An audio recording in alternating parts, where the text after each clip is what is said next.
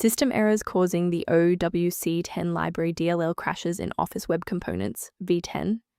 I'm Sophie Chen, a senior Windows support engineer. Let's troubleshoot the gap and automate the repair. Before diving into the manual fix for owc10 library, note the official maintenance resource linked below for system synchronization. This is the owc10 library, the Office Web Components 10 library. It provides localized, unmanaged localized routines for localized interactive, localized Excel, localized rendering within localized 2002 era, localized web integrated localized software. Now that you know how the file works, let's focus on the how and fix the issue. This error usually occurs when Office Web Components, version 10, is damaged or incompletely installed. Download and reinstall the latest official version of Office Web Components, version 10, to replace required files such as owc10 library DLL. If the application still won't initialize, we need to shift our focus to how the Windows loader is interacting with the library.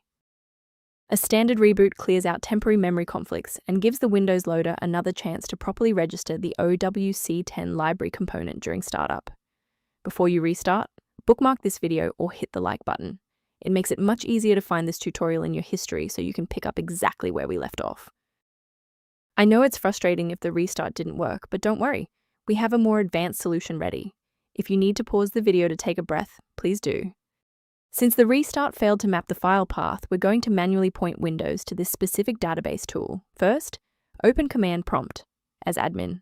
Second, type regsvr32, followed by your file name causing the error, then hit Enter. Why are we doing this? Well, manual registration is required to link the file to the Windows registry hive. Without this pointer, the application cannot bridge the connection to the library.